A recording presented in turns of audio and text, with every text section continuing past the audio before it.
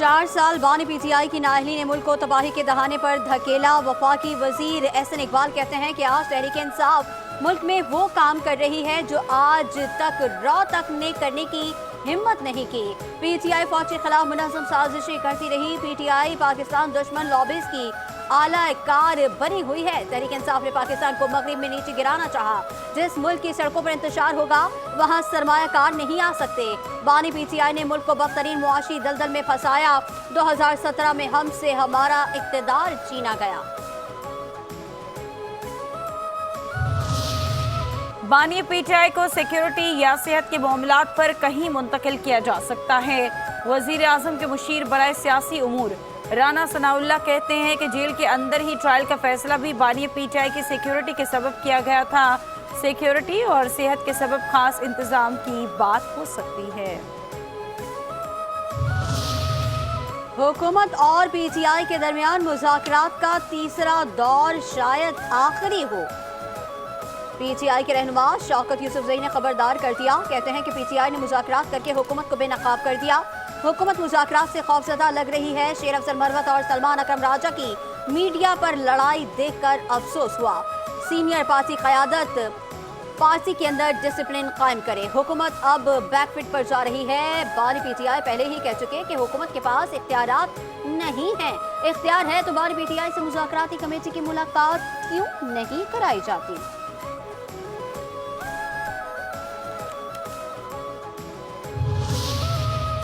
जब बानी ने बाहर आना हुआ तो फजर के वक्त जेल का दरवाज़ा खुल जाएगा। बानी पीटीआई की बहन अलीमा खान कहती हैं कि पहले दिन से बानी पीटीआई कह रहे हैं सब केसेस से बरी होकर निकलूंगा।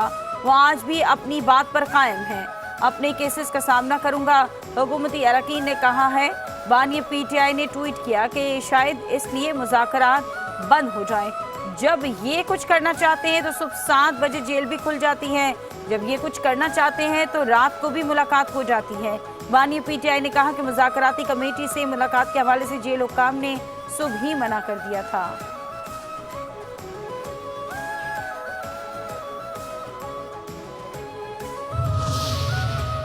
हुकूमती कमेटी के साथ तीसरी मीटिंग करेंगे और लिखकर नुकात हुकूमत के सामने रखेंगे। चेयरमैन पीटीआई बैरिस्टर गौहर कहते हैं कि सलमान अकरम राजा को बानी तहरीक इंसाफ का एतमाद हासिल है। सलमान अकरम राजा को बानी पीटीआई ने ही सेक्रेटरी जनरल तैनात किया। किसको तैनात करना या किसको हटाना है ये बानी पीटीआई को ही तय करना है। पहले भी ऐसी तैनातियां होती रही हैं। हमारी पार्टी का आइन ही बानी पीटीआई है तो ये पार्टी का अंदरूनी मामला है।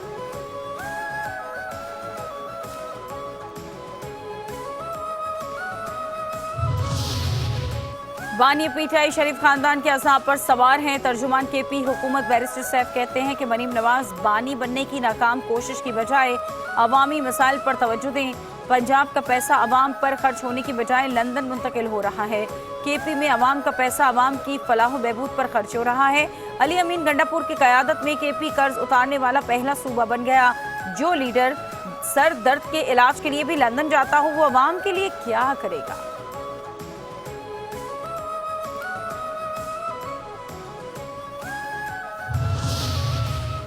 वज़ीर-ए-आज़म शहबाज शरीफ का इंलैंड रेवेन्यू के एपलेट ट्रिब्यूनल्स की उमूर पर जायजा इजलास। वज़ीर-ए-आज़म की अदालतों में महसूलात के कानूनी मुकदमात को जल्द निपटाने की हिदायत। कहते हैं कि एफबीआर महसूलात के मुकदमात जल्द निपटाने के लिए फौरी इक़दाम करे। ट्रिब्यूनल्स लैंड रेवेन्यू में बैनुल-अक़वामी मयार की अफरादी क़ुव्वत की बुनियाद पर तैनात होगा। ट्रिब्यूनल्स मुसाबक़ती तनख्वाहों, मराआत, पेशा वराना टैलेंट की बुनियाद पर तैनात किया जाए। ट्रिब्यूनल्स में बेहतरीन टैलेंट तैनात करके महसूलात के केसेस फौरी हल करें।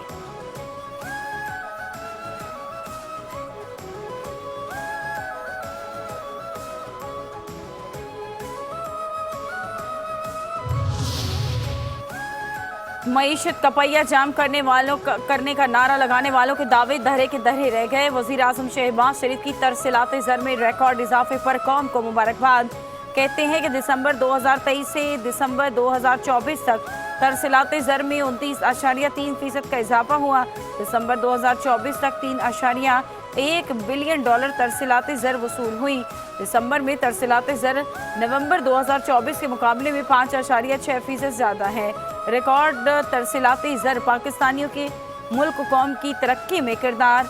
अदा करने के आहनी अज़म की सनद है। पाकिस्तान मौशी इस्तेहकाम के बाद पायदार मौशी तरक्की की राह पर गामजन हो चुका। हुकूमत पाकिस्तान मुल्क की तरक्की और फलाह बहबूद के लिए पुरअज़्म है।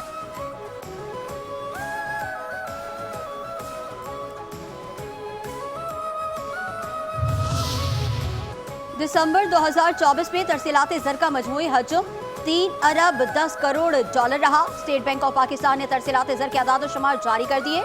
दिसंबर 2023 में तरसीलात ज़र का हजम 2 अरब 40 करोड़ डॉलर रहा। दिसंबर 2024 की तरसीलात ज़र में सालाना 29.3% और माहाना 5.6% इजाफा रिकॉर्ड किया गया।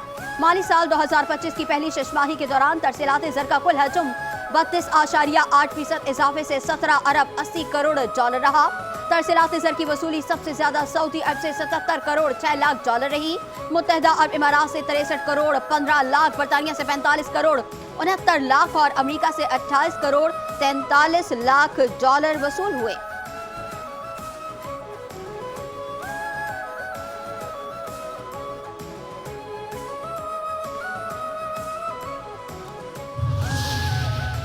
वजीर आजम की क़यादत में मुल्क की मईशत और इस्तेहकाम की जानिब गामजन है। वजीर आजम के मुशीर कानून और इंसाफ बैरिस्टर अकील कहते हैं कि एशियाई तरक्याती बैंक की ताज़ा रिपोर्ट पाकिस्तान के लिए मुस्बत इशारे दे रही है। शरह नमू 3% रहने की पेशगोई और महंगाई की शरह में कमी तरक्की की नवीद है।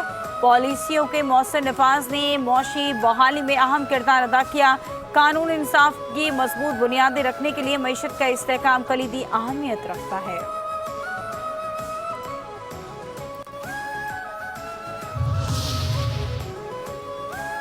कौमी एयरलाइन का यूरोप के लिए फ्लाइट ऑपरेशन 4.5 साल बाद बहाल। पहली परवाज 100% बुकिंग के साथ रवाना। यूरोप की फजाओं में एक बार फिर सब्ज हिलाल परचम लहराना शुरू। वज़ीर दिफा ख्वाजा आसिफ कहते हैं कि एक गैर जिम्मेदार बयान ने कौमी एयरलाइन को बहुत नुकसान पहुंचाया। ऐसे गैर जिम्मेदाराना बयान देने वालों का एहतसाब होना चाहिए। कौमी एयरलाइन के मुनाफा बख्श रूट बंद हो गए थे। हम चाहेंगे कि कौमी एयरलाइन की निजकारी की जाए। कौमी एयरलाइन हमारी शनाख्त है जिससे हम महरूम कर दिए गए थे। कौमी एयरलाइन पाकिस्तानियों की मैयत बगैर किसी चार्जेस के मुफ्त लेकर आती थी। फ्लाइट ऑपरेशन बंद होने से ओवरसीज पाकिस्तानी सहूलत से महरूम हो गए थे।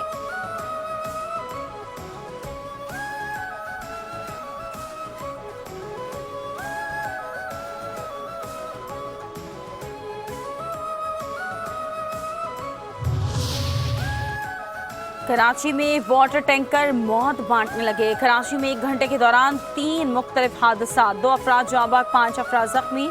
शहीद मिल्लत रोड पर वाटर टैंकर 3 अफराद पर चढ़ गया। मुश्तइल अफराद ने टैंकर को आग लगा दी। पुलिस के मुताबिक गाड़ी ने मोटरसाइकिल सवार अफराद को टक्कर मारी जिससे वो गिर गए। पीछे से आने वाले वाटर टैंकर ने मोटरसाइकिल से गिरे अफराद को कुचल दिया। दीगर वाकयात में एयरपोर्ट से स्टारगेट जाते हुए 2 कारों में तसादुम, 2 अफराद जख्मी। शाहर फैसल मेहरान होटल के करीब हादसे में खातून समेत 2 अफराद जख्मी।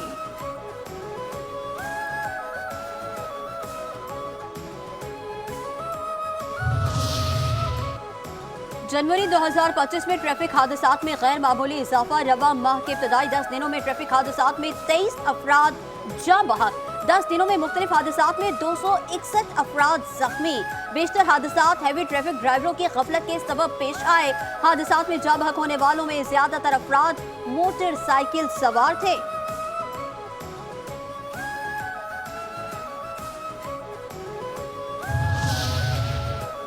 कराची में टैंकर्स मौत बांटते फिर रहे हैं। गवर्नर सिंध कामरान खान टिसोरी कहते हैं कि शहीद मिल्लत रोड पर टैंकर से 2 अफराद के जाँ बहक होने पर इजहार तशवीश।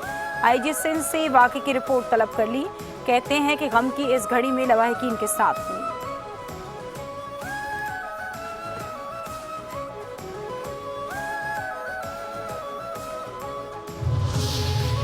मरियम नवाज पंजाब का पैसा पंजाब के अवाम पर खर्च कर रही है। वज़ीर तलाक पंजाब असमा बुखारी कहती हैं कि मरियम नवाज जानवरों के साथ सियासी बोनों, नीम पागलों का भी इलाज करेंगी। अब जाली पीरी मुरीदी का कारोबार चलाने वालों के बच्चे भी ताना देंगे। कारकर्दगी से हसद वो कर रहे हैं जो सालों से हुकूमतों में बैठे हैं। एक जमात एक सूबे में 16 साल, दूसरी 12 साल से इक़्तिदार में है। कारकर्दगी पूछे तो मजलूमियत कार्ड और जातियात कार्ड खेलना शुरू कर देते हैं। मुश्किल वक्त गुजर चुका, अब तरक्की और खुशहाली का दौर शुरू हो रहा है।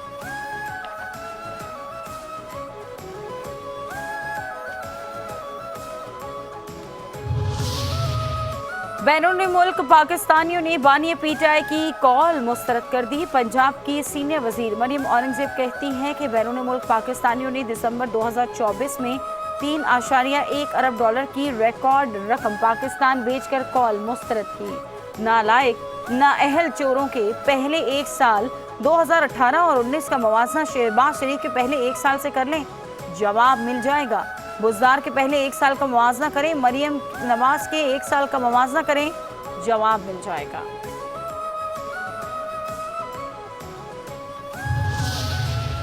वफाकी वज़ीर दाखिला मोहसिन नकवी की जमीयत उलमा इस्लाम के सरबराह मौलाना फजलुर रहमान से मुलाकात में बाहमी दिलचस्पी के उमूर, मुल्क की मजमूई सूरत हाल पर तबादला ख्याल, खैबर पख्तूनख्वा हुसूसन कुर्रम में क़याम अमन के लिए इक़दामात पर भी गुफ्तगू।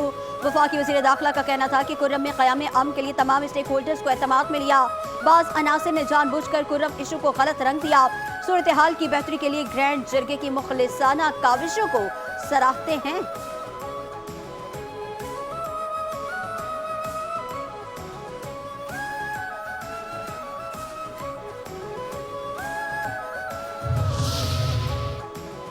मुज़ाकरात में फरीकैन संजीदा नहीं, जमातों इदारों को हल निकालना होगा। अवाम पाकिस्तान के सेक्रेटरी जनरल और साबिक वफाकी वजीर मिफ्ता इस्माइल कहते हैं कि आखिरकार सब जमातों और इदारों को बैठकर हल निकालना होगा। मुझे नहीं पता पीटीआई मुज़ाकराती कमेटी आज जेल क्यों नहीं गई। दोनों फरीकैन को अपनी अना छोड़कर आगे बढ़ना होगा। 40% से ज़ायद पाकिस्तानी गुर्बत की लकीर से नीचे हैं। सियासी मसाइल में उलझे रहेंगे तो आगे बढ़ना मुश्किल होगा। कोई शक नहीं, महंगाई और शरह सूद की रफ्तार कम हुई है। दुनिया भर में तेल की कीमतें कम होने से महंगाई कम हो रही है। नून लीग में दो ग्रुप हैं, दोनों चाहते हैं पीटीआई खत्म हो जाए। सीनियर सियासतदान मोहम्मद जुबैर कहते हैं कि इरफान सिद्दीकी जैसे लोग चाहते हैं कि पीटीआई को तस्लीम कर लेना चाहिए। आज गलतियां बहुत ज्यादा हैं, माजी से सबक सीखना चाहिए। बानी पीटीआई अगर डील करके आए तो पाकिस्तान के लिए अच्छा होगा। बानी पीटीआई और उनकी पार्टी को दबाने से मसला हल नहीं होगा। नवाज शरीफ की 2022 में डील हुई थी, अदम एतमाद डील का नतीजा थी। बाप पार्टी एमकेएम ने अदम एतमाद के दौरान काया पलट दी। आज भी अगर बाप पार्टी और एमकेएम को इशारा हुआ तो काया पलट जाएगी।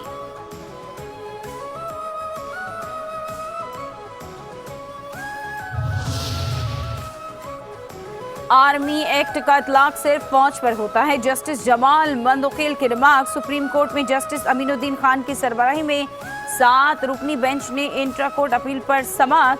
फौजी अफसरान को बुनियादी हुकूक और इंसाफ मिलता है या नहीं, हम सबको मद्देनजर रखेंगे। जस्टिस जमाल मंदोखेल के रिमार्क्स। अदालत में जस्टिस मुसर्रत हिलाली ने रिमार्क्स दिए कि इस नुक्ते पर भी वजाहत करें कि फौजी अदालत में फैसला कौन लिखता है। मेरी मालूमात के मुताबिक केस कोई और सुनता है और सजा और जजा का फैसला कमांडिंग अफसर करता है।